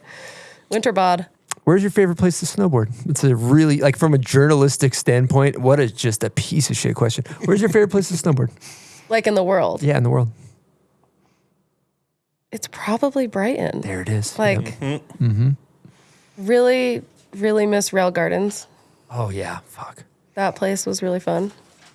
But yeah, as far as resort goes, Brighton is like a bad day at Brighton is still an amazing day. You go to some places and it's like snowbird on a bad day, not super fun, you know? But yeah, Brighton it's kind of it. And knowing where to go, I think, also adds to a good day. Yep. You go to a mountain you've never been before, it may be fun, but you don't know how to maximize the good times there Yep. unless you have a guide of sorts. Yeah, and like a storm day, Viz is low, Brighton, I know exactly where to go, you know? Cool. All right, we're going to get into hot takes, staple of the show. We always ask these same questions. First question is, this is as it pertains to you, your GOAT, your favorite of all time, both male and female snowboarder, who you got? I always just think about the female side of things because it's easier for me. Jamie Anderson, without a doubt. Woo. Big GOAT, always the GOAT. She's just the best. And Zoe's like on her way there, but Jamie's just, she's been doing it for so long, and her like outlook on snowboarding and community and stuff is just, I think a lot of people should kind of want to have that same outlook. I know I do, at least. And then for men is tough. Honestly, like, right now, after meeting him and, like, spending some time in snowboarding, like, I want to say Gigi. He's really sick and just, like, loves snowboarding and just, like, still doing it. And I think that's really admirable as well, and has been doing it for a long time. But that's hard with men. I just, like, honestly don't really focus on men's snowboarding like that. So Perfect. Sorry, guys. All good. Would you consider snowboarding an art form, a lifestyle, or a sport? It's all of the above. It's in the eye of the beholder, whoever you want it to be. Sometimes I do it as an art. Sometimes I do it as a sport. Sometimes it's just a lifestyle. It really can be whatever you want it to be.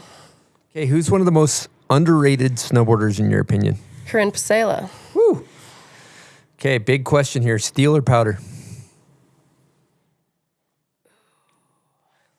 I'm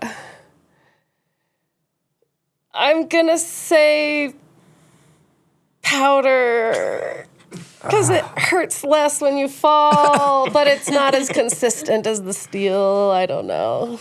You got to pick one, so final answer? Powder. Okay. Hate when people get that one wrong. Yeah, me too. Who's got your favorite style ever? Kokomo Marase right now. Great answer. Yeah. Who's got your favorite method? Haley Langland's what comes to mind. Damn. What's your who's filmed your favorite, or what's your favorite snowboard video ever made? The Resistance. Damn. Good answer. Favorite board graphic? I think it was the old Sims ones. That's the skateboard wheels on the bottom. Mm-hmm. The Noah Slasnik. Oh, yeah. I'm like, I don't even know whose snowboard it is. I just always really like that graphic. I just think it's sick to, like, I don't know, remind snowboarding that it came from skateboarding. It's iconic. You could also have said the Scott Stevens one too, because it's indeed not too bad. Yeah. If you go heliboarding 3 people, just good times, wiggling down some powder, who's going in the bird with you? Taylor. Woo. Tyler. Woo.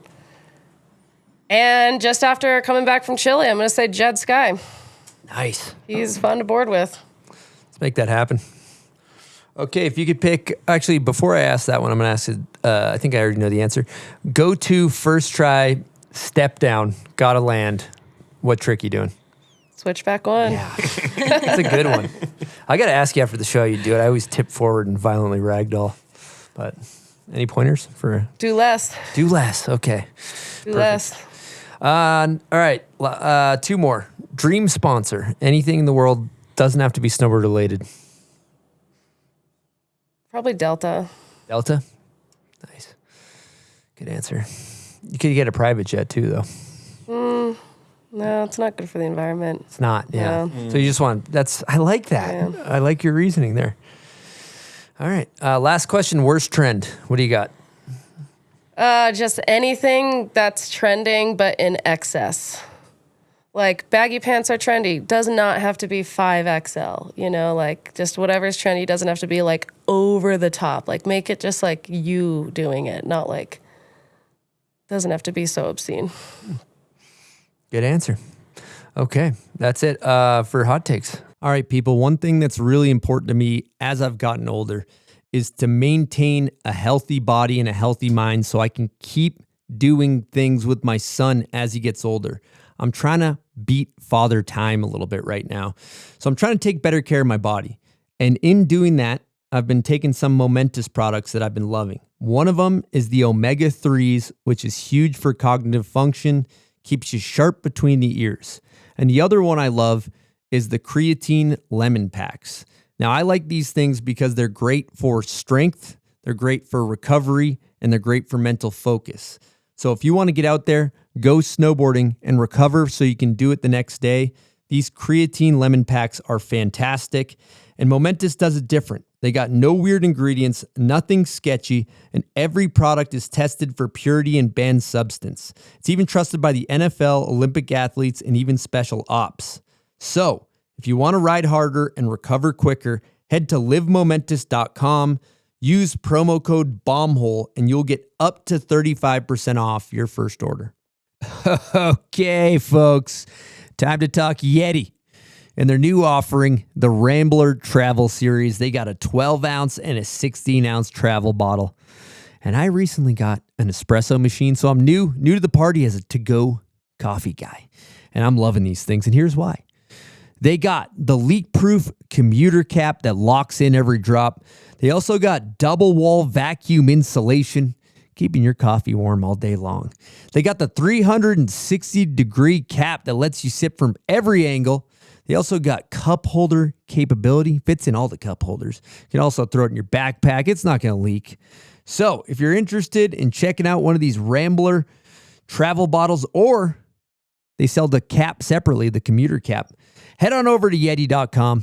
You won't be disappointed. Good day, everyone. This is a little bit of an interruption in your Bomb Hole episode, but I come bearing gifts. It's the Nidecker Need to Know. And Nidecker Need to Know is your opportunity to win this board, the Sensor Mons from Nidecker Snowboards. It's the best park board I've ever strapped into my feet. It's super stable, but also very playful and very responsive. And if you want to win this board, you can comment on the Bombholes podcast Instagram with the current guest. And my question to you is, what's your favorite snowboard graphic of all time? Comment the board and your reason for why it's your favorite, and you'll have a chance to win this beautiful Nidecker snowboard, the Sensor Mons. Let's get back to the podcast here. Good answers. Next, we have setups. What board you riding? Talk us through it. What do you got? Board, bindings, angles, the whole nine. So right now, I ride a lot of different snowboards. I'm not really don't really have a daily driver. This is the Rome Ravine. It's my favorite powder board. Super fun in the park as well. It's pretty playful. But I'm riding a 153 with the Rome Katana bindings. I ride 19 inches wide and -12.9. Is that right? 9 -12? 9 -12? Yep. Yeah. A little more angle on your back foot. No. Little less. 12 -9. Yeah, that's what I mean. Got Yeah, it. yeah. Okay. Yeah. Mostly twin. Yep. Mostly twin. Yeah. So set back a little bit? Or? Oh, I'm in on this board, but if it's if it's not a pow board, I'm center. You ride that thing in Chile? Fuck yeah. Got Nice. a lot of course shots. Oh, yeah. Yeah. Did you wear a helmet in Chile? Sometimes. Sometimes, yeah. If I want POV on the GoPro, I'll wear a helmet. Yeah. Just easier to lock in. Mm-hmm. Yeah. I just would think about that with all the there's all those little shark fin rocks that poke out. Yeah, there wasn't really much snow at first, so you could see all the rocks pretty easy. What about waxing, detuning? You ride it out of the box, you detune? Jib boards, I detune the shit out of it. I don't want any edges if I'm riding rails. And I wax when I need to. Graphite. Did you detune that board? Nope. Okay, right out of the box. Out of the box. Did you wax it? Not at first. Okay. I let them dry out a little bit. Did you wax for natural selection? Well, good question. I had it waxed at the shop because I blew out the edge, so they kind of tuned it for me. So it was a nice wax, yeah. She was fast. Amazing. Tay, I'm going to lean on you for a question right here. Tell us about your Vice experience and the pinnacle of internet snowboarding. Great question. Was it the pinnacle? To us, it was. I guess Vice was a pinnacle. But yeah. So Danielle had lined up for to do like a web series through Vice, which I don't even know. Does Vice really exist anymore? Is it kind of a thing still? I think it's still cranking. I see Still stuff on the alive, internet. but On they their like YouTube. closed they're their out there. headquarters. Okay, it's not as much of like a news source, really. Yeah, so we did like a web series on Vice was doing on Too Hard, and it was pretty challenging because they're like, we have 4 days to film this in Minnesota with like no snow. It was super challenging, and so we really like did the best that we had at the time, and unfortunately, like for such big platform that we had that we were super excited about, like we got so much hate for it. Like so many people hated on it, like not knowing like the backside of the story that there was no snow. Like we were on a time crunch. Like we almost had like no say in like how we wanted to do it. They're like this place, this time. And they kind of like, I don't know if they say like they twisted the story a little bit, but they kind of made it seem like we were like desperate, and like one of the girls, Kaylee, like wore a helmet because she'd had concussions, and they like blew that out of proportion, saying like, I don't know, just so many comments being like, these girls are so stupid, they're breaking their bodies, they're ruining their brains. Like we just got so much hate, and it was really unfortunate because it could have been a really sick opportunity for women snowboarding. And I don't know, like if it was like the editor who did that, right? Like, or that was just like a more exciting turn of story for them that they wanted to turn it for that. But yeah, so we had a Vice thing for us, and unfortunately it's not something that like any of us could have really been like used it as to promote ourselves. Kind of like tried to downplay it after the fact, which was too bad. Well, and correct me if I'm wrong, it wasn't the people from Vice that had been producing Powder and Rails or any of the skate stuff that like reflects pretty well. It was straight up like hard-hitting documentary reality TV Vice. We need a tagline and a story. Which was weird because the guy who actually came out and like filmed it with us, I feel so bad I'm blacking out his name, Huffman. Oh, was it Lucas Huffman? Yeah, Lucas Huffman Oh, no was way. the guy who No filmed way. it. Yeah, he was Cool. actually there and doing it the whole time. So that's what I mean. Like, I don't know if it was like the editors. Yeah. Right? Like, who then kind of turned the story. But yeah, they made it into this like dramatic, like kind of reality TV, like dumb girls throwing their bodies around for no money, which was true. Yeah. But, you know, but it also got us no more money. Yeah. And you're at this point, we're talking about the Dark Ages. The Dark Ages. And This so was it's in the thick of the Dark Ages. Another kick in the teeth Yeah. in the Dark Ages of women's snowboarding. Yes. And then after that, they did like another thing, and I think that was like a fictional story. That was more like a puff piece. Like I remember Dara was like one of the stunt doubles for it, which was funny. And we're just like, oh, it's the opposite end. But yeah, that was a weird moment, but it happened. I don't regret it. So I guess as we're kind of getting towards the end here, a big thing knowing you all these years and being pretty much like in the mix throughout a chunk of your career that I've seen as like one of your really huge strengths is resilience and like sticking to your values and what matters to you, sometimes to your own detriment. Like I would say, I don't think there's a single woman that's taken more other women to their first spots like Taylor was saying. Like I think that list, we were talking about 10. I think that list can probably go 20 or 30 deep. And the way I've always seen it is even though at the time it may have been to your detriment because it was more women getting into the streets and didn't necessarily leave you as like a unique entity because there were more and more women getting into the streets. I've seen it over time as something that actually was hugely positive for women snowboarding and rising tides type stuff, like has been positive for you, especially as you've continued your career into your 30s. Yes. What was the question? That was more of a statement than a question. I talked too much. My bad. No, you didn't. You said you did great, Pops. All you need to do is just frame it up and throw a question at the end because that was a statement. I'm Ron Burgundy. No, but like, is that something that was done knowingly? Is that something you said yes, but like in hindsight are like, yeah, I did do that? And is that something you did knowingly? Or were you just putting the best foot forward like you've talked about before and trying to get other women in the streets because there was nobody for you on that level when you were trying to? Yeah, I don't think I was doing it knowingly most of the time. I think that I just wanted more people to snowboard with, you know, and I am not I'm a competitive person with myself, you know, but when I would go film with people, I would never be like, well, you doing that trick and I can't do this trick or blah, blah, blah. You know, I'd be like, all right, let's all do this. I was always wanted it to be a group thing, you know, and have enjoyment as it together.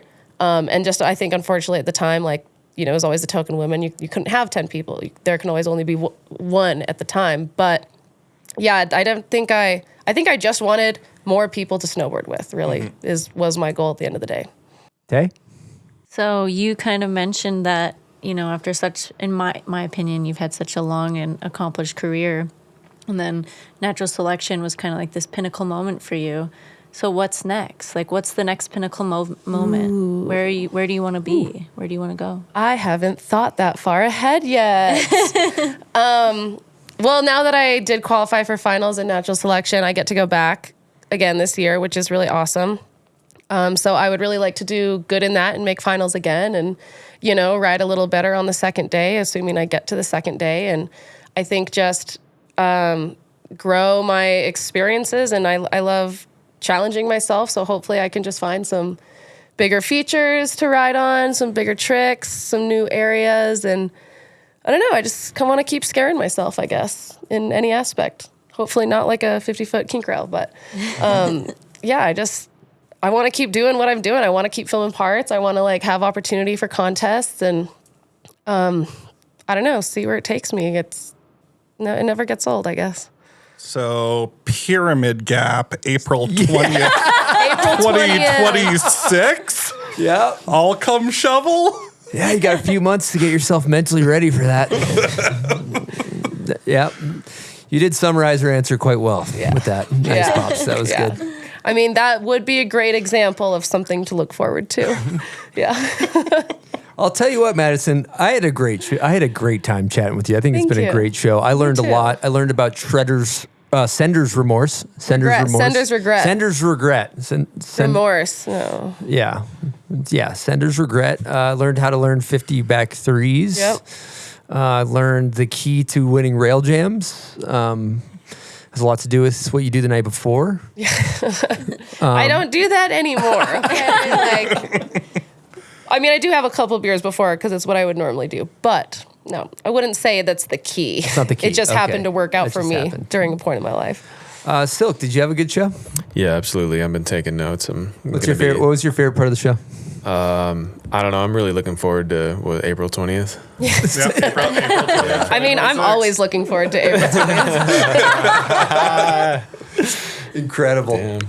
Tay, did you have a good time? Such a good time. Love you, Madison. So proud of you. I love you, Tay. Thanks for having me. It's been a good one. Pops, you have a good time? I had a great time. One last thing before we wrap it up. Do you want to throw out any thank yous? I would love to. Thank you to all of my sponsors. There they are right there. All my friends. I mean, seriously, Chris, thanks for having me. Pops, known you for so long. Thanks for dropping some knowledge. Thanks, Taylor, and thanks, Tyler. You're not here, but couldn't have done without you. Amazing. And do you want to take us out of the show? Yes. Thank you for watching The Bomb Hole. Peace out, motherfuckers. Woo! Yo. Yeah. Nice.